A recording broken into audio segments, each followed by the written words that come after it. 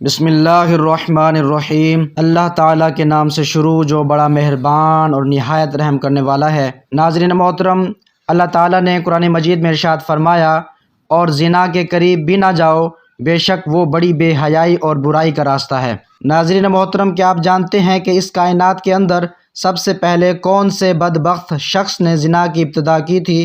پیارے دوستو، آج کی اس ویڈیو کے اندر ہم اسی شخص کے بارے میں جانیں گے، لہٰذا آپ سے ہماری گزارش ہے کہ آپ ہماری اس ویڈیو کو اینڈ تک ملاحظہ فرمائیے۔ پیارے دوستو، جب حضرت آدم علیہ السلام اور حضرت حوا علیہ السلام نے اللہ تبارک و تعالیٰ کے حکم کی نافرمانی کرتے ہوئے شجر ممنوعہ کا پھل کھایا، تو اللہ تعالیٰ نے حضرت آدم اور حضرت حوا علیہ السلام کو زمین پر اتار دیا، اور پھر اللہ تعالیٰ کے حکم سے حضرت آدم اور حضرت حوا علیہ السلام کے ہاں اولاد پیدا ہوئی۔ بعض روایات کے مطابق حضرت حوا علیہ السلام کو 20 حمل ٹھہرے، جس سے 40 بچے پیدا ہوئے، اور ہر حمل کے دوران ایک لڑکا اور ایک لڑکی پیدا ہوا کرتی تھی۔ پیارے دوستو، یہ بات یاد رکھیں کہ اس وقت کی قوانین شریعت ہماری اس شریعت کے قوانین سے بالکل مختلف تھی۔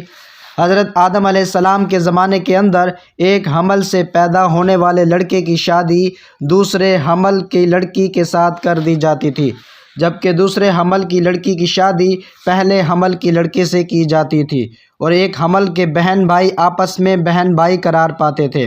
پیارے دوستو، پھر اسی دوران حضرت آدم علیہ السلام کے ہاں حابیل اور قابیل پیدا ہوئے۔ چنانچہ قابیل کی بہن اکلیمہ بہت زیادہ خوبصورت تھی، جبکہ جو لڑکی حضرت حابیل علیہ السلام کے ساتھ پیدا ہوئی تھی وہ اتنی خوبصورت نہیں تھی۔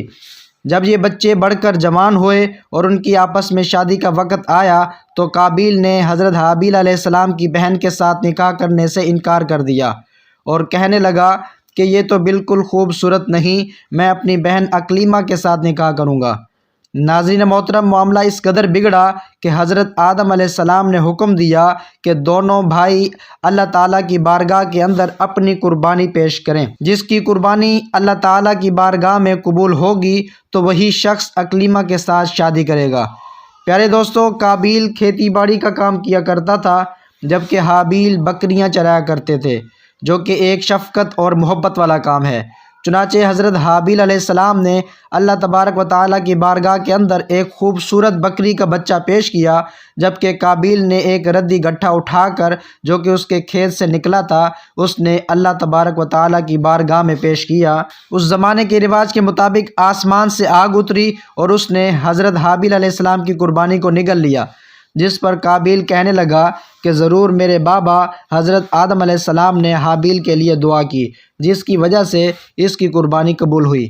ناظرین محترم، اسی واقعے کے بعد قابیل نے حابیل کو مارنے کی دھمکی دی۔ روایت میں آتا ہے کہ حابیل قابیل سے زیادہ طاقتور تھے، لیکن آپ نے اللہ تعالیٰ کے خوف کی وجہ سے فرمایا کہ اگر تم مجھے قتل کرے گا تو میں تمہاری طرف تمہیں قتل کرنے کے لیے ہاتھ نہیں بڑھاؤں گا۔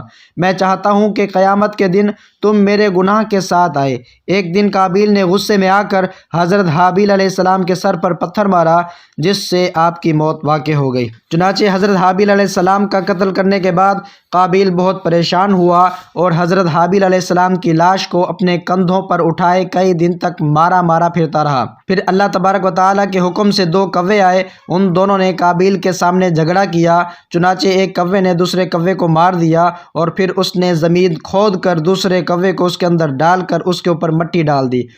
قابیل نے جب دیکھا تو افسوس کرنے لگا کہ میں اپنے بھائی کی لاش کو بھی نہ چھپا سکا۔ پھر اس نے بھی اسی طرح سے کیا، اور حضرت حابیل علیہ السلام کی لاش کو زمین کے اندر دفن کر دیا، اور قابیل اپنی بہن اکلیمہ کو لے کر وہاں سے چلا گیا، کیونکہ شیطان مسلسل اس کے پاس آتا رہا اور اس کو اس بات سے ڈراتا تھا کہ تمہارا باپ تمہیں قتل کر دے گا، لہٰذا وہ اپنی بہن کو لے کر وہاں سے دور کہیں جا کر وادیوں کے اندر بس گیا۔ ناظرین محترم، اس واقعے کے بعد حضرت آدم علیہ السلام بہت زیادہ غمگین رہتے تھے، اور اب اللہ تبارک و تعالیٰ سے دعا کیا کرتے تھے کہ اللہ تعالیٰ مجھے بارش عطا فرما دے۔ اسی دوران آپ کو حضرت شیث علیہ السلام کی بشارت مل گئی۔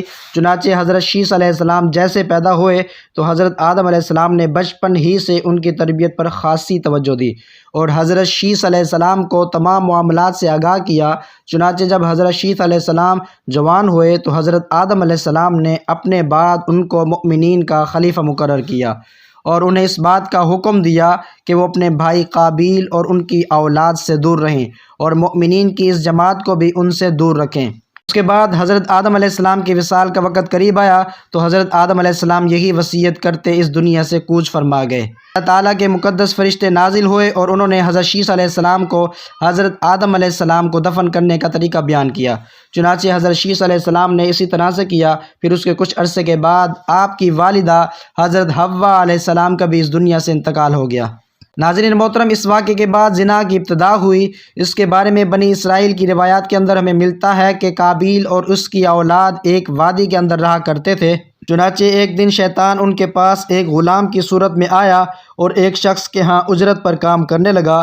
چنانچہ تھوڑا عرصہ گزرنے کے بعد اچانک وہ غلام عجیب و غریب کام کرنے لگا اور طرح طرح کے نئے نئے لباس تیار کرنے لگا اور ان کو مزامیر اور گانے باجے کے آلات بھی بنا کے دکھانے لگا اور ان کو ایسی آوازیں سنائیں ان آلات پر جو انہوں نے آج سے پہلے کبھی نہ سنی تھیں۔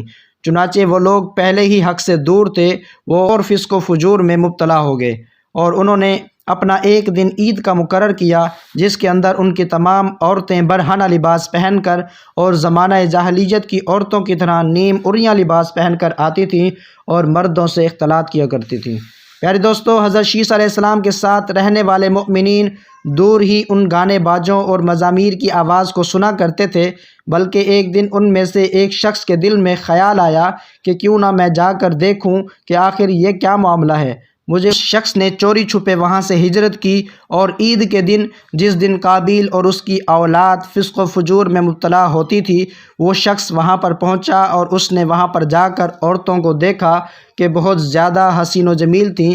پیارے دوستو، اس حوالے سے روایت میں آتا ہے کہ حضرت شیس علیہ السلام اور ان کے ساتھ جو مؤمنین کی جماعت تھی ان کے مرد بہت زیادہ حسین و جمیل اور خوبصورت تھے اور ان کے ساتھ جو عورتیں تھیں وہ بظاہر اتنی زیادہ حسین و جمیل نہیں تھیں، جبکہ قابیل کی آل و اولاد کے اندر مرد انتہائی بدصورت تھے جبکہ ان کی عورتیں اور لڑکیاں بہت زیادہ حسین و جمیل تھیں۔ وہ نوجوان ان لڑکیوں کے حسن و جمال سے بہت زیادہ متاثر ہوا۔ جب وہ شخص واپس آیا تو اس نے چوری چھپے دیگر مؤمنین کو بھی اس حوالے سے خبر دی۔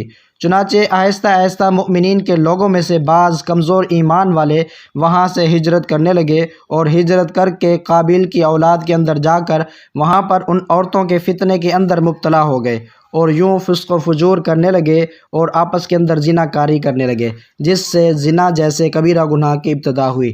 ناظرین محترم، روایت میں آتا ہے کہ حضرت شیس علیہ السلام کے ساتھ رہنے والے مؤمنین کی تعداد بہت کم ہو گئی تھی، جبکہ قابیل کا گروہ بہت زیادہ طاقتور ہو چکا تھا۔ چنانچہ اپنی بستیوں کے اندر فتنہ فساد پھیلاتے اور اپنی بستیوں سے باہر نکل کر حضرت شیس علیہ السلام کے ساتھ رہنے والے مؤمنین کو قتل کرتے تھے اور ان کو طرح طرح کی تکلیفیں اور ایذا دیا کرتے تھے۔